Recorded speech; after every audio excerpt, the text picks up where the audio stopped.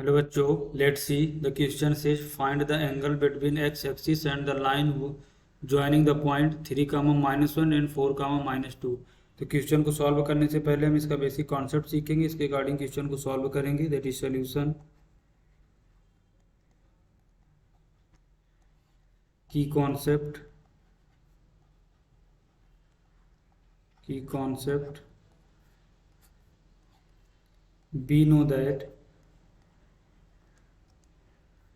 we know that if x1 comma y1 and x2 comma y2 are two points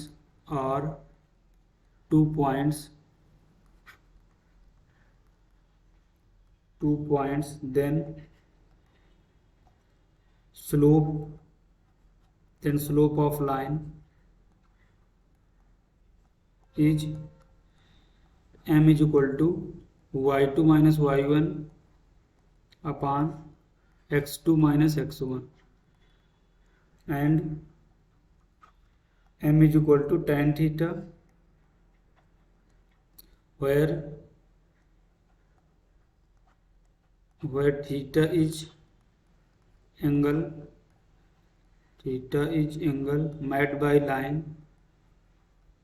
made by the line with positive x-axis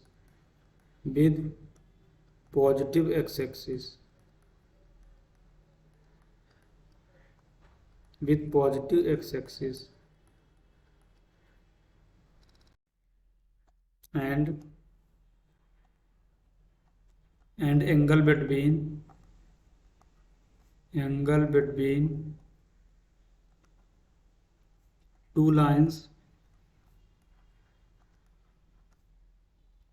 angle between two lines is given by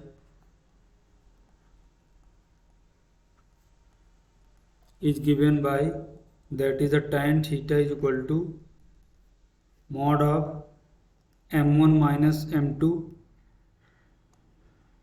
upon 1 plus m1 into m2, where m1 and m2 are slope of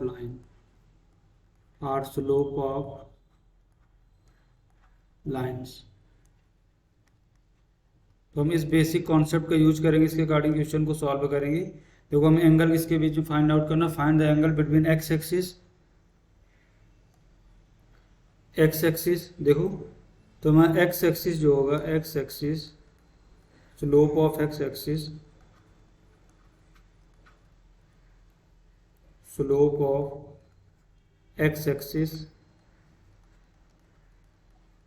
is equal to m1।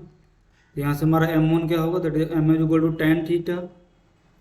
और हमने की concept पे discuss किया है, तो theta हमारा होता है पॉजिटिव एक्स एक्सिस के साथ जो एंगल बनाता है।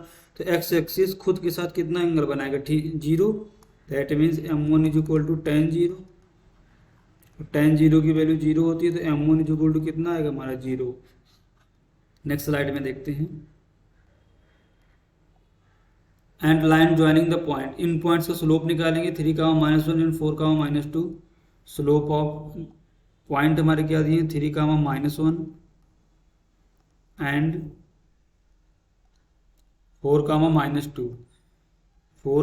-2। इसका स्लोप फाइंड आउट करेंगे। Slope of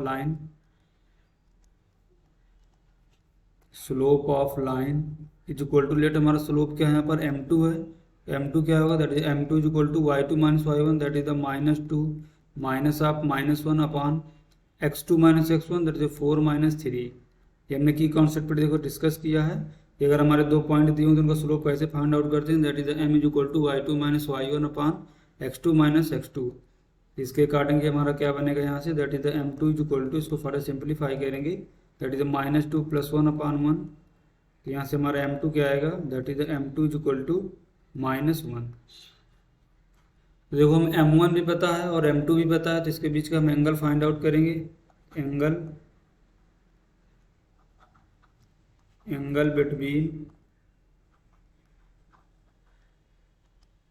between 3 comma minus 1 and 3 comma minus 1 and